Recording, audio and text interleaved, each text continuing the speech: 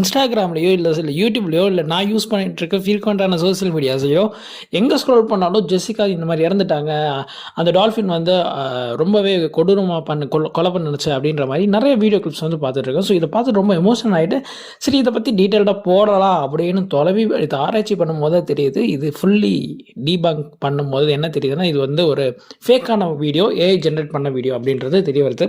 So இந்த video பார்த்துட்டு இருக்க நீங்களுமே இந்த வீடியோ உண்மையாலுமே இப்படி ஒரு சம்பவம் நடந்துச்சா அப்படின்னு கேட்டிங்கன்னா வாய்ப்பே இல்லை. இந்த மாதிரி ஒரு சம்பவம் இதுவரையும் நடக்கலை.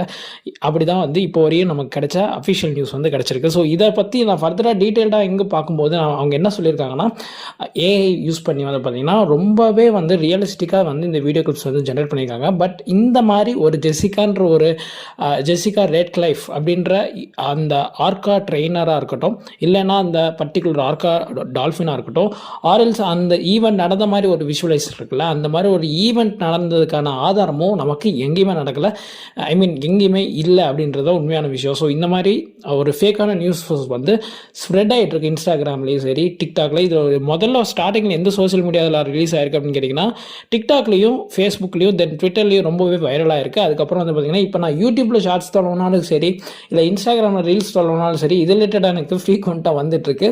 பிகாஸ் நம்ம அல்காரிதமும் அப்படி தானே இருக்குது. ஸோ ஃப்ரீக்வெண்ட்டாக நம்ம எதை பற்றி அதிகமாக பார்த்துட்ருக்கோமோ அது ரிலேட்டடாக காட்டுற மாதிரி கம்ப்ளீட்டாக ஒரு ஃபேக்கான வீடியோவை எப்படி இது ட்ரஸ்டபுளாக இவங்க இப்படி காமிச்சிட்ருக்காங்கன்றது ரொம்பவே வியப்பான ஒரு விஷயமா இருக்குது. இதனால் இப்போ நம்ம ஏஐ ஜென்ரேட் பண்ணுற ஒரு ரீல் வருது அப்படின்னாலும், இல்லை ஒரு இன்ஃபர்மேஷன் வருதுனால அது உண்மையாக இல்லையான்றதை நம்ம முதல்ல கண்டுபிடிக்கணுன்ற மாதிரி இப்போ அதுக்கு நிறையா எஃபோர்ட்ஸ் பண்ணும் போல். பிகாஸ் ஃபேக்கான வீடியோ எது உண்மையான வீடியோ எதுன்னு தெரியாமல் நம்ம வந்து கண்மூடித்தனமாக வந்து ஒரு எமோஷனலில் சிங்க் ஆகி மாட்டிக்கிறோம் அப்படின்றது தான். ஸோ இந்த ஏஐ வீடியோ ஜென்ரேஷன்லேயுமே வந்து நான் மாட்டின என்ன மாதிரி நிறைய பேர் வந்து எமோஷனலாக லாக் ஆகிருப்பாங்க. ஸோ என்னடா இப்படி இருக்குது அப்படின்னா அந்த வீடியோட தம்ப்நெயிலில் உள்ள டைட்டில்லையோ பார்த்தாலே தெரியும் ரொம்ப எமோஷனலாக தான் எழுதியிருப்பாங்க. ஸோ ரொம்ப க்ளோஸாக இருக்கவங்களையும் நம்பாதீங்க அப்படின்ற மாதிரிலாம்.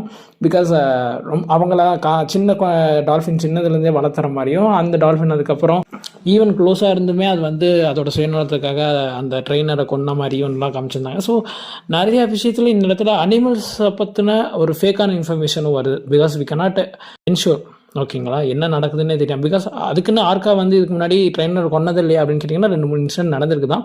பட் நடக்காத ஒரு விஷயத்த ரொம்ப ரியலிஸ்டிக்காக ஏஐ காட்டுறது ரொம்பவே கூடாத ஒரு விஷயமா இருக்குது. So be aware. இந்த மாதிரி இன்ஃபர்மேஷன் தெரிஞ்சுக்கணும்னு நம்ம சேனலுக்கு சப்போர்ட் பண்ணி லைக் பண்ணி ஷேர் பண்ணுங்கள். So B alive and be aware whether it is true R not.